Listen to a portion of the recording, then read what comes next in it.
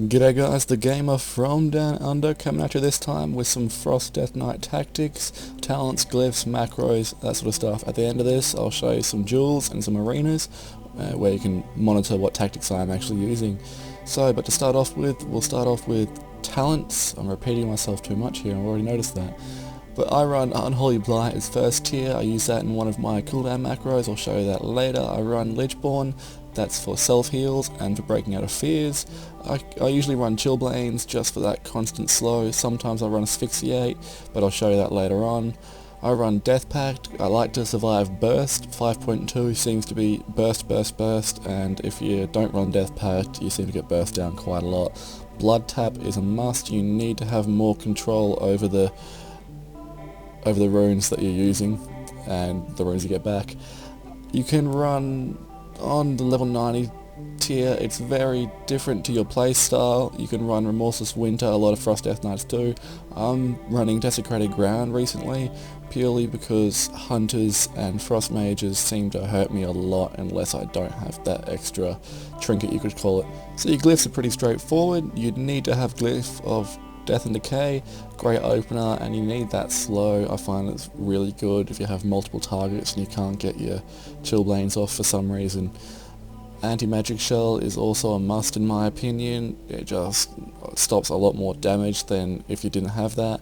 Your third glyph you can chop and change depending on your playstyle. A lot of people run Icebound Fortitude so they can get out of stuns more frequently, but I prefer the damage reduction duration rather, and that's why I don't run that. I run Glyph of Dark Simulacrum instead. I like to steal a lot of spells and you'll see that. Your minor glyphs, the only one you really need is Glyph of Resilient Grip. That means if someone's immune to your Death Grip, you can just spam it until they do come over. And one I'd recommend is Glyph of Path of Frost. That way you'll take a little less fall damage. That's okay in some battlegrounds. So your macros. Now what I use is this one for my burst.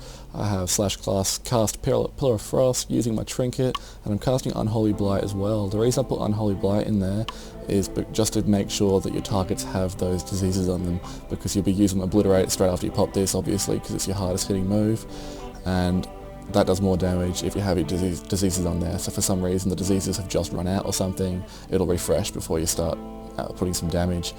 This one's good, definitely if you're running twos with a healer, just helps a little bit of peeling. Just your cast at focus Chains of Ice, so you just focus a warrior for say, if you run in and you're fighting a warrior and a mage, and you want to be on the mage while keeping the warrior off your healer, you can just spam that every now and then and keep the warrior chained. It's pretty good. This one's great too. Your Death Pact is off your global cooldown, so you can have it macroed with your Raised Dead.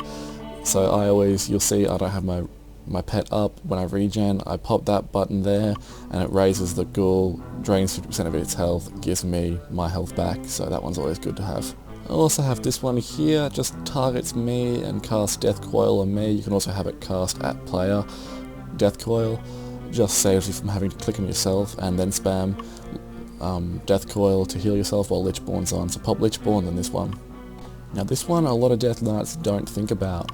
I macro my Blood Tap to my Horn of Winter. Horn of Winter gives you 10 runic power and the cooldown is 20 seconds, so it's 0.5 runic power a second if you're losing if you don't use that. And because you'll be fighting mainly in blood stance, you really need that runic power.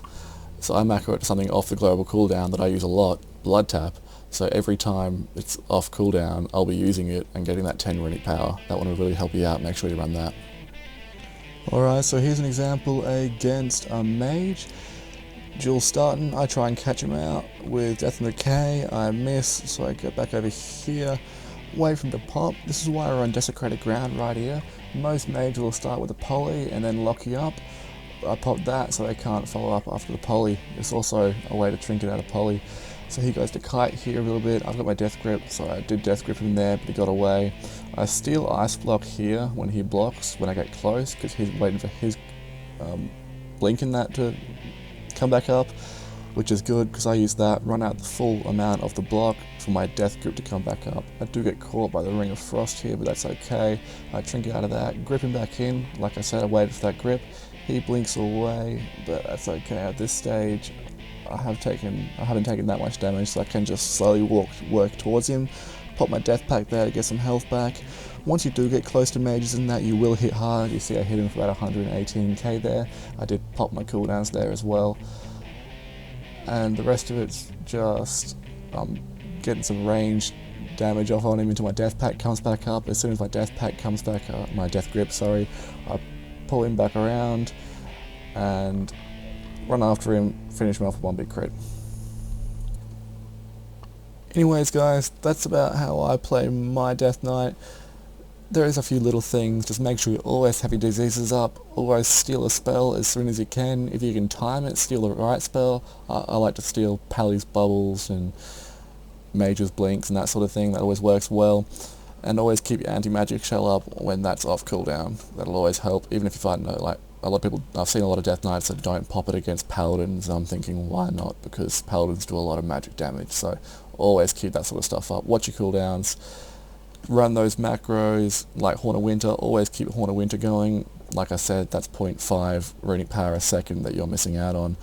And I always do stay in Blood stance because you take a lot less damage. A lot of Frost Death Knights run around purely in Frost stance and you just see them get burst down so easy.